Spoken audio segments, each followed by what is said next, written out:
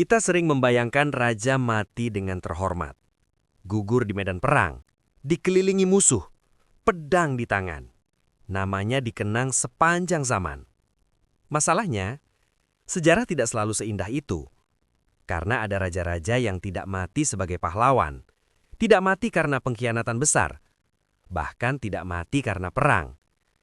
Ada yang mati karena kursinya sendiri, ada yang mati karena kekenyangan, ada yang mati karena kesalahan dokter dan lilin. Inilah kisah kematian raja-raja paling memalukan dalam sejarah. Dan kita akan mulai dari yang paling ringan menuju yang paling absurd. Nomor 5. Raja Sigurd II, Norwegia, 1194. Kita mulai dari seorang raja Viking.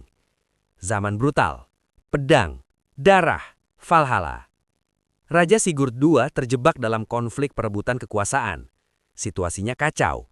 Perang saudara pecah. Panah beterbangan ke segala arah. Dan di tengah kekacauan itu, Sigurd terkena anak panah. Bukan dari jenderal musuh, bukan dari prajurit elit, tapi dari anak berusia 12 tahun. Seorang raja Viking tewas oleh anak kecil yang bahkan belum cukup umur untuk disebut prajurit. Legenda Viking berakhir dengan catatan kaki yang sangat canggung. Nomor 4. Khalifah Al-Mutamid, abad ke-10. Sebagai khalifah, hidup Al-Mutamid penuh kemewahan, istana megah, pesta, anggur. Suatu malam, dalam kondisi mabuk, ia mencoba melarikan diri dari tekanan politik. Masalahnya, ia tidak melarikan diri dengan anggun. Ia jatuh, terperosok, dan tenggelam di lumpur. Bukan mati syahid, bukan mati di medan jihad, bukan mati dibunuh musuh. Ia mati karena terlalu mabuk untuk berdiri tegak. Sejarah kadang kejam dengan ironi. Nomor 3. Raja Bela I Hongaria, 1063.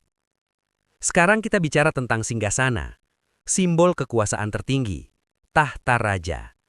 Raja Bela I sedang duduk di singgasananya ketika struktur kayu tahta itu runtuh. Tahta roboh, menimpa tubuhnya. Ia terluka parah, dan tak lama kemudian meninggal. Raja yang seharusnya duduk di atas kekuasaan justru dikalahkan oleh kursinya sendiri. Sulit membayangkan akhir yang lebih simbolis dan lebih memalukan. Nomor 2. Raja Charles II Navarra, 1387. Raja Charles II sedang sakit. Dokternya punya ide medis yang pada masa itu terdengar terlalu masuk akal untuk dipertanyakan. Tubuh sang raja dibungkus kain yang direndam alkohol untuk menghangatkan tubuh. Masalahnya sederhana. Seorang pelayan datang membawa lilin. Api menyambar, kain terbakar, dan sang raja terbakar hidup-hidup di ranjangnya sendiri. Bukan dibunuh musuh, bukan diracun. Dibunuh oleh perawatan medis. Abad Menengah memang kreatif dan mematikan. Nomor 1. Raja Adolf Fredrik, Swedia, 1771. Dan inilah juaranya.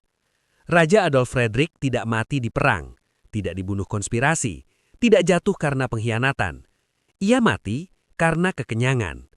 Pada jamuan terakhirnya, ia menyantap lobster, kaviar, sauerkraut, ikan herring, champagne, dan ditutup dengan 14 porsi dessert manis. Tak lama setelah itu, tubuhnya menyerah. Sejarah Swedia mencatatnya singkat. Raja yang mati karena tidak tahu kapan harus berhenti makan. Sebuah kerajaan kalah oleh meja makan. Sejarah suka menggambarkan raja sebagai sosok agung, tak tersentuh, hampir seperti dewa. Tapi kisah-kisah ini mengingatkan kita satu hal penting. Mahkota tidak membuatmu kebal, tahta tidak menjamin akhir terhormat, dan kekuasaan tidak melindungi dari kesalahan sepele. Kadang, raja tidak mati karena musuh besar.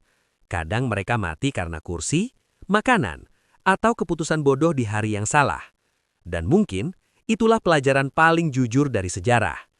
Di hadapan kematian, bahkan raja tetap manusia biasa.